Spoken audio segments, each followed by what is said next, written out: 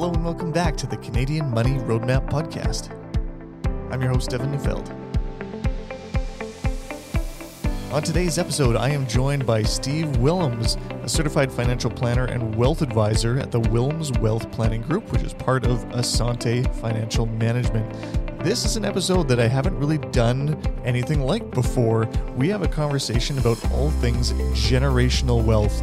Oftentimes that looks like a transition of a family business, but also we talk about some things that one could think about if they're transitioning their own personal wealth or their values and thoughts around money to their kids. Really cool conversation. I hope you'll enjoy it. Here's my conversation with Steve Willems. All right, Steve, thanks so much for joining me today on the Canadian Money Roadmap Podcast. Thanks, Evan. As we're getting into the topic here, I've just kind of noticed in general, either from people sending me emails or sometimes I get from clients, but the idea of generational wealth, I'm seeing almost as a theme continue to come up.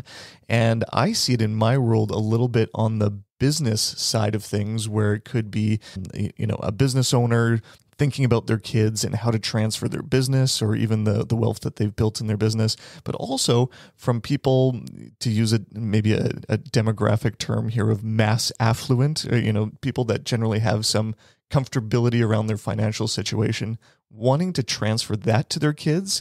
So I know that you have a little bit more expertise in this area specifically. And so I thought maybe we should start high level and just talk about generational wealth. And maybe you could define that for us in simple terms. Right. Sure. Yeah. It's a bit of an obtuse term, and certainly not something that we'd be, talking about on a Saturday, evening with our friends over. Right. So I think when most people think about generational wealth, they're thinking about the idea of, what do I have and how do I pass it on to the people that I care about? Often that would be their family, right? Like immediate or extended, something like that. They're thinking about how do I pass on these assets to my kids. I think the term generational wealth and, thinking about transferring that wealth, it does tend to come up more probably with families who have, some type of entrepreneurship or business or enterprise in their DNA. I mean, the reality is, about 45% of families in the top 10% of net worth, they have business equity of some sort on their balance sheet. So nearly half, right? Nearly half of the, quote unquote, wealthiest families have some type of business equity. And so certainly, the more, the greater your balance sheet, that you're probably thinking about how do I transfer not just the dollars in the sense, but like the business is like a living and breathing thing. How the heck do I transfer that on? Like, what is that? I've done this my whole life for 30, 40 years. This is my baby. How do I even imagine someone else on behalf of the family? It's a really tricky topic, and it can take a ton of different shapes. Yeah, so I'm hoping that today we can talk about some of those things as far as businesses. But for those of you listening that are maybe not part of a business or, a second generation business owner or anything like that, there's going to be a lot of takeaways here from our conversation. I'm anticipating that'll be relevant for you in terms of how you can communicate with your family better and maybe some practical tips along the way too. So maybe we should start with that business side of things a little bit more. Maybe can you break down, the business aspect of building generational wealth and maybe some key considerations for business owners? Sure. I mean, yeah, business is the backbone of so much of our society, right? And we don't even have to look that far back in history to come up with examples, right? Historical examples of ways that this has failed actually probably come to mind even easier, right? So, think about this, the Rockefellers, the Thompson newspaper chain. Of those three, only one of them actually retained their wealth. I often say, how many of you have received your Eaton's catalog in the mail, as we think about Christmas coming up? Most haven't, right? Another example here in Canada of one of the ways that, a couple generations later in this massive empire, Eaton's used to be one of the largest employers of Canadians, and now they're gone, right? So there are certainly ways that you can do this well. There's there's ways that you can get tripped up. I think that there are some businesses that have clearly cracked the code, right? Like there's a business in Japan. It was founded in 578 AD. They're a construction company, right? Like they've lasted over 1,500 years. It's just absolutely. And they're just getting started. Yeah. Just getting started, right? Like solving problems and fixing things and creating value for people, right? Walmart, probably the biggest public family business. Last I checked, they do, $400 a year of revenue, right? Cargill, their private family business, probably one of the largest private family businesses around too. And I think for someone who's kind of thinking about this, maybe for the first time from the outside, this could seem, family business. It might seem like the Brady Bunch, right? Like if we're giving a metaphor to a show, right? Oh, it's like all chummy and happy. And for many of these businesses, and you spend enough time with them, it actually looks a lot more like the Addams Family, right? So you've got, we've got skeletons in the closet, and there's a legitimate fear within these business families that their next generation will kill the goose that laid the golden egg, right? And the odds are that very few of these Canadian family businesses will actually survive. So maybe let's talk about some of those things specifically in terms of what some businesses or family transitions get right versus ones that get wrong. I was listening to a podcast recently where some more academic folks, more academically minded than me, I'll say that, have done some studies on what they're calling the missing billionaires. And the idea of these, family businesses from days gone by, they are largely not creating the billionaires of today, right? So if you look at the family wealth from 100 years ago, and if they would have just made very basic financial decisions, there should be thousands and thousands of billionaires based on that wealth that has not been transferred over here. There's many, many reasons for it, and they wrote a whole book on it, but maybe that speaks to some of your experience here in terms of what some people get wrong when transferring to the next generation. Right. And I mean, just in terms of the statistics, like what are the odds of a business actually succeeding onto an incoming generation? I mean, 1 in 3 will survive a one generational transfer. The stats from Family Business Review say 1 in 8 will survive 2 generations, and 3 in 100 will survive 3 generations. So this Japanese construction company having survived for 100 years is it's like odds are that they probably better that they had won a lottery ticket, right? Like there's so much inertia that would have been in effect to stop that from happening. And I guess if we're looking at why typically, like what are the things that are happening that make those statistics come to effect, right? And there's probably, you could probably boil it down to a series of communication failures, right? So often there might be, shareholder conflict, a conflict between different generations. Sometimes there's rivalry between the siblings. I mean, you think about passing a business from mom or dad down to brother, sister. I mean, they might have shared a bunk bed together, right? Now they're business partners. Like you bring a lot of stuff into that now business relationship. You might have, unsupportive in-laws. You could perhaps have the scenario where you don't share a common vision or purpose.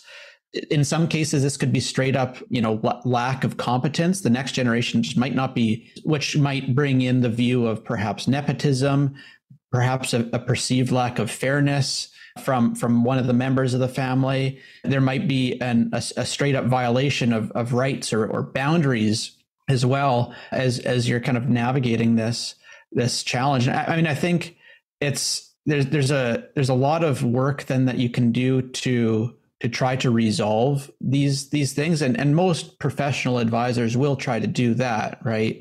Like they'll advertise or bring in succession planning as a way to start to grapple with these challenges. What we find is most of the time succession planning is kind of like a checklist, right? So like business owner comes in and says, hey, I want to pass down my business to my kids. How do I do that? And the lawyer, the accountant, or whoever they're working with they'll pull out the checklist and here's the things that we need to do. It tends to be like a business or an asset first focus. It tends to be well supported with legal and accounting kind of underpinnings. And it tends to be done for maybe a segment of the family. Right. So it's certainly not a conversation that's involved with the entire family. It's often led by the patriarch, maybe alongside one of the incoming, G2s or next gens. But the stats on that approach are really, really terrible. They're really, really bad. Research was done on the correlation between effective succession planning, walking through this kind of technical exercise of passing a business down, and successful succession. Like, is there a relationship between these two things? And the study was repeated multiple times. They looked at 18,000 different companies, and they found no correlation between completing 18,000 companies who had engaged in professionally assisted succession planning, and was the outcome what they wanted? Was there a successful succession, right? So the new lens, I think, today, and to your point of why do we not see this happen successfully very often, the new lens needs to be on managing continuity, not just planning for succession events. This isn't just like a lightning bolt thing that comes in and, okay, we had the lawyer in and we drafted these documents and this thing happened. Like, this needs to be a much broader conversation that happens probably a lot earlier and goes on a lot later if we're actually caring about seeing this done successfully.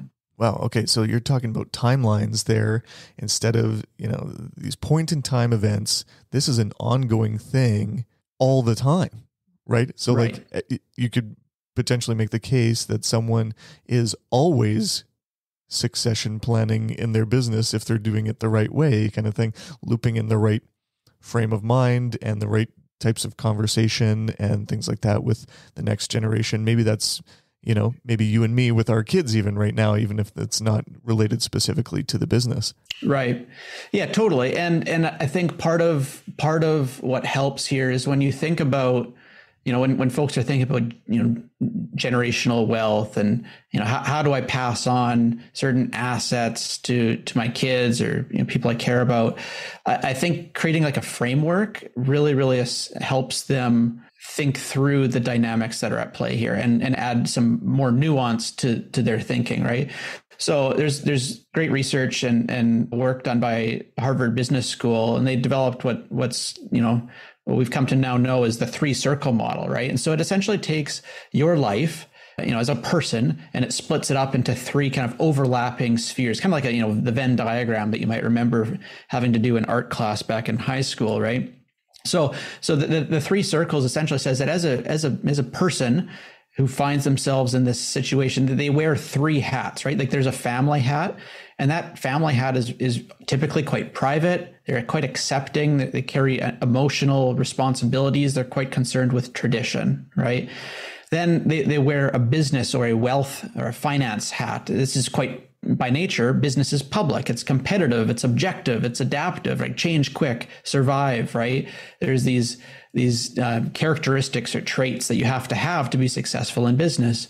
And then there's the 3rd circle, which is like ownership. Right? And this has to do with management functions, marketability, information, profit. And people will exist within a family in different parts of these circles, right? So you might have one person who is both in the family circle, the business circle, and they are also own the business. So they're also an owner. You might have a spouse who might be in the family, but might not work in the business and might not own a part of the business. You might have a manager who's in the business, doesn't own it, and isn't in the family. And so using this framework to think about the positions or the ways that people are interacting with the family enterprise kind of as a system is a really, really helpful tool for thinking through their different perspectives that they're bringing. So how do we use that model practically in thinking about generational wealth? Is the goal to move people into different sections of the Venn diagram? Or is it to adapt to the inevitability of people moving into different sections, perhaps, as the transition happens? Right. It probably starts, like with anything, with just an awareness of where are we, right? I think, you need to bring this into your consciousness. So when you realize that perhaps part of your communication challenges that you're facing, which you might see kind of subliminally running under the surface, have to do with the fact that you have all of these different cast and crew that are operating from a sense of what they think makes sense, but they're really just doing that because of the circles that they are operating from within. We can really understand these people, whether they're our management team or our family or spouses or siblings. We can actually understand them a whole lot better. So the first step is just take everyone in your life. If this is you, if you find yourself kind of stewarding one of these generational transfers and plotting, where are those people on these diagrams? Like, are there some people that are overlapping in these different circles? And then just pause, just reflect, to say, okay, what does that help me make sense of what I'm dealing with right now? It's not necessarily a goal of like, okay, we need to get everyone into the middle 3 overlapping circles. That's not the fix. That's not the goal. The point, though, is just to probably start with an awareness of where are we today. And this is a tool that you can use to kind of self-assess, not diagnose, but self-assess where everyone is at, and then see if that helps you understand maybe why you're facing the challenges or roadblocks that you might be facing currently. Yeah, I can imagine a business owner looking at the next generation or their kids or their spouse or key people in their business who aren't necessarily family members. And you kind of expect everybody to see things the exact same way that you do because, we're all in this together, right? Like aren't we kind of rowing all in the same direction? But I think you make a great point there of the awareness factor actually being relevant in terms of guiding next steps or the action items instead of that being an action item in and of itself. I kind of like this 3-circle model for just identifying the, as you put it, the cast and crew of your whole family enterprise, for lack of a better term there. Right. And even in situations where maybe you don't have a business, right? So it's still helpful thinking through perhaps part of your life as you think about generational wealth. Just take the business circle out of it, right? So like, what are the issues that are family issues? What are the issues that are like financial or asset issues? And then where do certain people in your life overlap between those 2 circles? It's a little bit more of a simple, schematic, obviously, and you might not have quite as much of the level of complexity that those with kind of business assets might find themselves in, but it still can be a helpful framework to figure out like where are people approaching this challenge through what lens, right? Because all we want to do is we have to assume that everyone's acting rationally. They're just acting rationally from the perspective that they find themselves in. And so if you've got a child, or if you are in fact the G2 of in a family business, like you live in the wake of a giant in some cases, right? Let's say your parent ran a successful business for 20, 30 years, and like you've got questions of legitimacy, right? And whether you like it or not, your parent, the G1, has questions of do my kids have the drive, the grit to actually carry this thing on? Like, these are all, everyone, they still love each other, they still care for each other, but they're thinking through the same problem, but through their own perspective, which is entirely valid. So the whole concept that we've kind of been skirting around here largely revolves around first establishing what is today, and then perhaps what you want it to be. And alongside that, overarching that, is communication with all parties within there. Do you ever find an unwilling second generation that's getting kind of like obligated into a succession here? And I cannot imagine that ever going well. I even see that outside of the business context of like the parent, you've got a cabin up at the lake. So yeah, we want to make sure we keep the cabin in the family. And the kids behind the closed doors are saying, I don't want to deal with the cabin. Like, it's nothing but maintenance and headache. And I live 5 hours away. Like, I don't want to deal with that. I want to check. Right. Like, I'd rather just, or I saw someone on Twitter the other day who was like, yeah, I'm going to accumulate all these shares in XYZ company, and I'm going to pass along the shares to my kids. Tax problems notwithstanding there, do the kids want these shares of these companies, or would they rather just have a check and do whatever they want with it?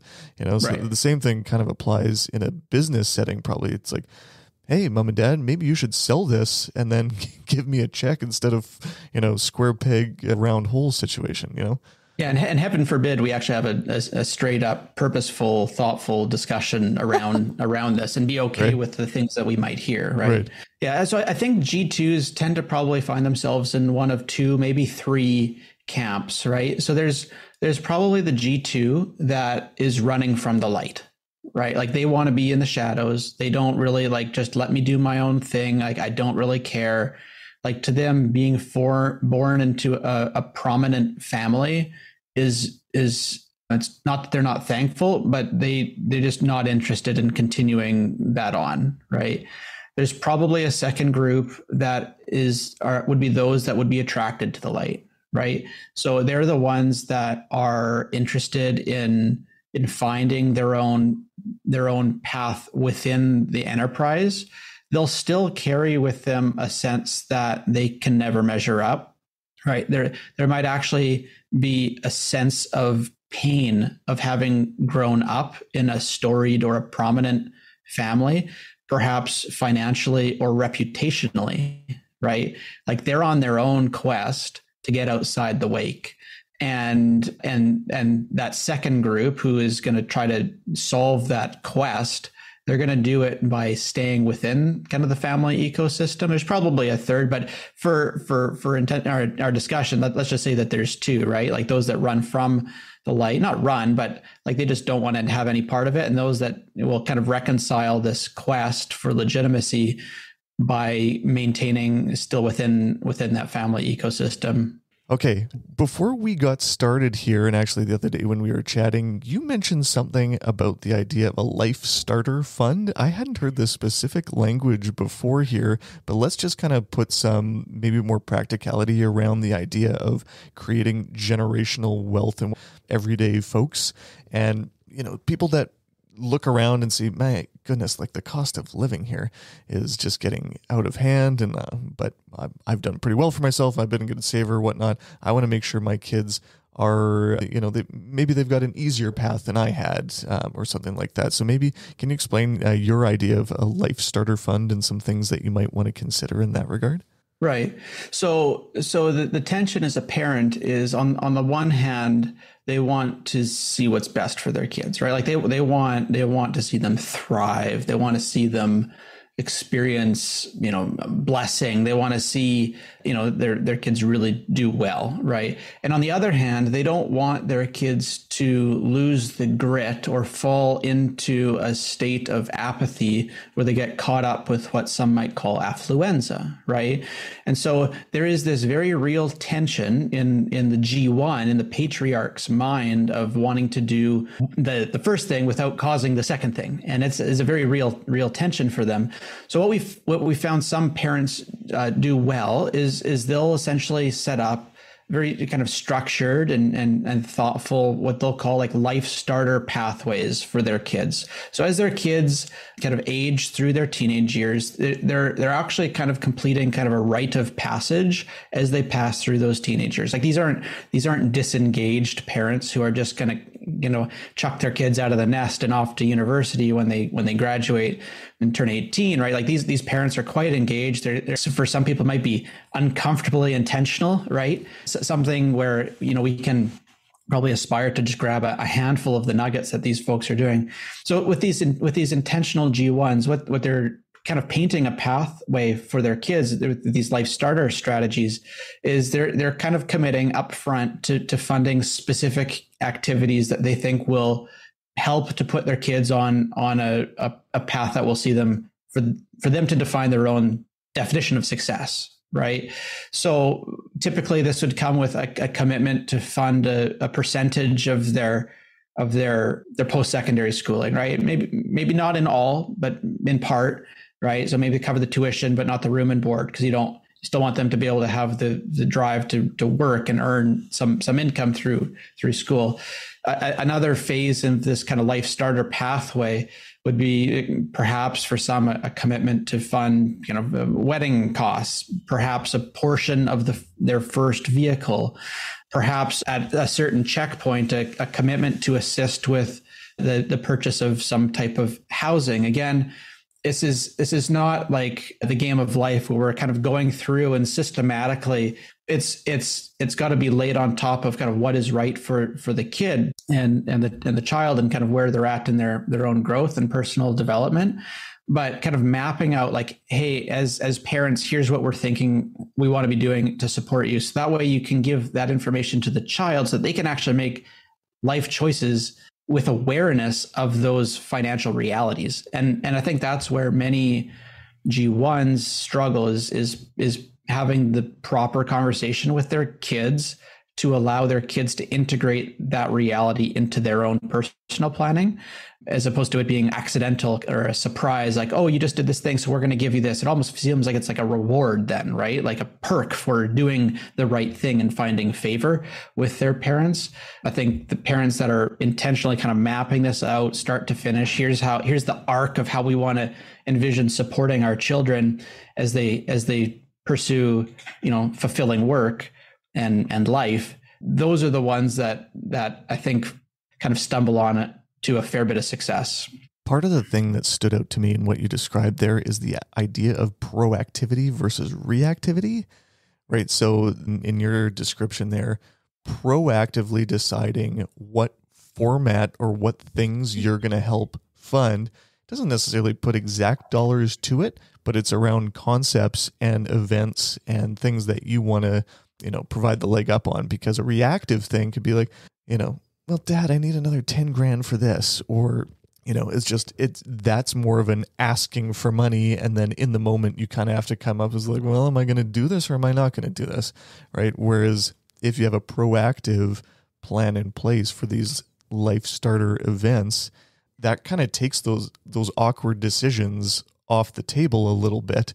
They'll still come up, I'm sure, but it largely addresses some of the elephants in the room before they get there. Yeah, absolutely. I mean, the ones who are reactive, the secondary effect of a reactive decision is equalization, right? So how are you going to reconcile, being perceived as a fair steward of family resources when you're divvying out, dividends to one dependent child and not allocating that resource to others who perhaps are further along in their journey, right? And then the relational knock-on effects of that type of perceived inequality might feel like the right thing to do in that moment and in that time, but can create a series of kind of dominoes that when you're in the moment, you struggle to see that there are dominoes behind the first domino. But having, worked with families who are kind of grappling through these quandaries, we can full well see the number of dominoes that are behind the domino that they're looking square at, right? Maybe a practical story here in this regard was just how my folks helped cover the cost of post-secondary education for me. They told me in my later years of high school anyways, that they would cover my first year of post-secondary 100%, then 75%, 50%, 25%, and then anything after that I'm on my own. And so lo and behold, I had a pretty serpentine path towards my eventual degree, where I did a couple of different schools, and I did one program that it was actually in Greece. I lived on a sailboat for a while, kind of sailing around. Believe it or not, it was a school adjacent program, but it was expensive. But my parents stuck to that percentage system. And so if I was taking longer to complete a traditional degree, guess who had to come up with the money? Because that was the deal. And so if I wanted to have the cheapest route to my economics degree that I could have had, I just kind of stay in the seat and kind of plug away, and how much money you have to come up with over the period of time. But I decided I wanted to get creative and whatnot. But because that conversation was had well in advance, I knew that it was on me to kind of come up with that money. And so maybe that's another podcast for another day, how many different jobs I had to keep going at any given time to fund my fun 20s. But anyways, that was something that was really beneficial for me in terms of my ability to plan my early adult years. Right. And I mean, I think that looking back, we kind of see the tasks or the things that occurred. But I think the other thing that most parents want to communicate is it's not just the dollars, it's the values behind the dollars, right? So, and that is just much, much harder to actually transfer. And it certainly doesn't happen accidentally, right? So what we find is that families who are doing this well, they're leading very intentional. Again, that's like our key word here today, intentional, like family meeting conversations where they actually have, perhaps to someone from the outside, an uncomfortable amount of structure to them, right? So these conversations typically are kind of stood up on kind of like maybe 4 pillars. There's like a family development angle where they're accomplishing kind of a degree of assessment or learning or planning or skill training. Often philanthropy falls into that bucket. Family giving, maybe to a foundation or something like that. There's family cohesion, like what's the glue that holds us all together? What are we all aligned behind? What are our history, traditions, aspirations? There's often the business components, like a family enterprise, like this idea of entrepreneurship, you needing to go and do the work to fill the gap, finding problems, committing yourself to solving those problems, like that's a value that parents are wanting to pass on to their kids. If there is a incumbent business that's being operated, you're looking at tours and bringing the family into that. Like my first job, I grew up in a family business as well. My first job when I was 5, I was in charge of shredding, right? So like I got paid a toonie. I think the toonie was a new form of currency at the time, taped to the bottom of a box, and there would be 1,000 pieces of paper that needed to be shredded. And when I got to the bottom of the box, I would be able to collect my day or my box's pay, right? I collect my toonie, right? So like right from early on, I was 5 years old and I was already seeing what was happening inside our family business, right? But all of that could sound pretty like dry. So there needs to be a fun component in these meetings as well, right? A reason for people to keep on coming back, games, activities, humor, celebration of like key milestones. And so families who are kind of very intentional in passing on not just the dollars, but the soft stuff that comes with their identity, they're actually thinking through like, how do we do this? What does that look like?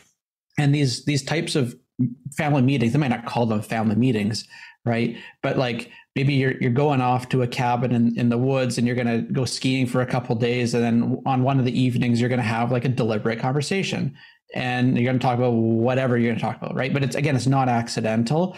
These things take a ton of effort and most won't do it, which is what, for those who do, will kind of put the odds in your favor in terms of being able to kind of continue seeing these values through to, successive generations.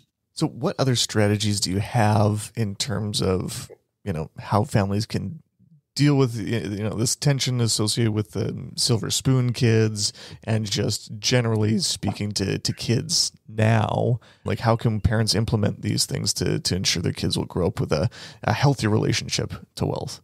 Right. So let's start like at the very, very start, right? Often we're thinking about these conversations when we have adult kids, but like if we're honest, like a lot of the seeds for this stuff is planted when our kids are much, much younger, right?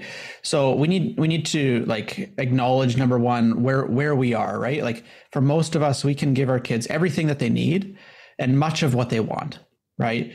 And kids ask though a lot of questions. And so I think as we're thinking about like strategies to pass on, or thinking about money and our families and our kids, like because kids ask a lot of questions, it's very easy just to give flippant, really simple responses that suggest like before you answer, learn the context of the question that they're asking. So ask like, why do you ask? Right? So kids ask me, Dad, like why can't we go and get that thing that I want? Like I'll say like, okay, oh, that's an interesting question, bud. Like what's on your mind? Why are you wondering about that? Right. And the tone here is very important, right? Like I don't want to be dismissive, but I want to be curious. Why do you keep asking me that? Yeah. Is that a good tone? Yeah. Yeah. I told you yesterday. That's right. No, like let's create a space where we foster creativity and creativity, like curiosity, right? Like we want, like questions are okay. Questions are okay. And so some of the questions that the kids will bring up, like younger, especially as they start to go into school and see what their friends' parents do and all this stuff, like they'll ask questions about income, right? Like how much money do we make, or why can't we do that thing? And if you're uncomfortable answering questions about income, you can always reframe that question to answer through the lens of spending, right? Like walk them through a journey about what it looks like that your family has to spend every month. Like what are the non-negotiables, like the cost of living to put the roof over your kid's bedroom, right? And then what are the things that you choose to spend on, right? What's left? So you're answering his question, but through the lens of expense, not income. And you're showing him again that these are things that we have no problem talking about, right? Like these are good conversations. The other thing, I mean, that comes up often, probably on a weekly basis is, homelessness. Right? Like I care a lot about teaching my kids compassion and empathy for others. And in my mind, and people might agree or disagree with this, but to ignore the homeless guy is to teach our kids to ignore other people who are hurting. And this is a lesson that we face like every single day when you're driving around town. So whether we know it or not, we're teaching our kids money lessons by how we respond to these situations, right? Like they're learning something.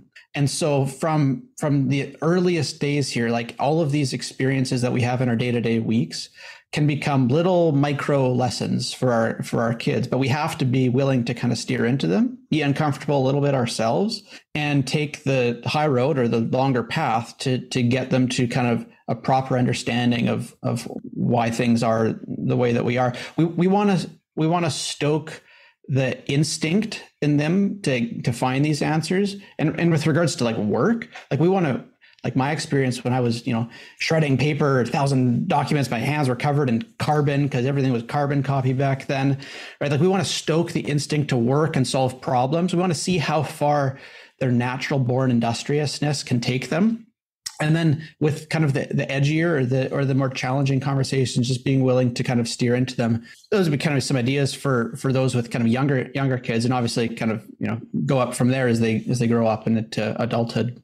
I think that kind of encapsulates the main three ideas that we've talked about here in a variety of different contexts of, number one, establish where you are, whether that's just talking about your own family circumstances or who the people are involved in the business and all the different contexts that people may find themselves in. Anyone listening can prepare for a good outcome by first establishing where you are. Then from there, the overarching concept of communication, open communication, not veiled secrets, especially things that are important, all those kind of things, asking good questions, being curious about that. And then finally preparing for things that that you can prepare for through the lens of communication as well, and establishing not necessarily where we are, but looking at where you want to go and preparing for those things in advance, especially when the next generation or your kids actually do want to be part of that. And you'll find that out in step number 2 by communicating there. Is that a pretty good summary of kind of some of these themes that we've talked about today? Yeah, totally. I mean, I think a lot of this, there's the what and the how, right?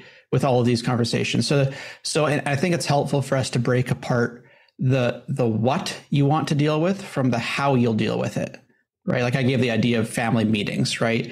Like that's a how, right? So in these conversations, there's the what we want to be talking about, like updates, learning, passing on lessons, values, policies, whatever the heck those things might be. But probably equally important, maybe even more important, is the how we will choose to deal with each other, right? Like how will we make decisions together as a family? Like, are we going to go on that vacation or not? How do we make those decisions? Like, is that a consensus? Is this a delegation? Like, you're going to go and make a decision and come back to us? Is this autocratic, right? How will disagreements be handled? Like, how will we ensure that everyone feels heard? How will we keep the energy up around certain decisions, right? Like the what is important and probably a good starting point. The how is just as important. And I think because we often struggle to put the same amount of energy into the how as the what, I think that's probably one of the biggest barriers that stops families from having good relationships with money within the context of their family. Steve, this was a great conversation here. Lots of cool little nuggets that I'm going to take away with my own clients and my own family and things like that too. But if people want to hear more about the things that you're into and things that you believe, perhaps, how can people track you down? Sure. So website's willemswealthplanning.ca. Quite active on LinkedIn. Also have a YouTube channel at Willems Wealth that you can track us down. Certainly available through a lot of those different avenues. Awesome. Thanks so much for joining me. I really appreciate you taking the time to share this with us. This was great. Thanks, Evan. Thanks for listening to this episode of the Canadian Money Roadmap Podcast. Any rates of return or investments discussed are historical or hypothetical and are intended to be used for educational purposes only. You should always consult with your financial, legal, and tax advisors before making changes to your financial plan. Evan Neufeld is a certified financial planner and registered investment fund advisor. Mutual funds and ETFs are provided by Sterling Mutuals, Inc.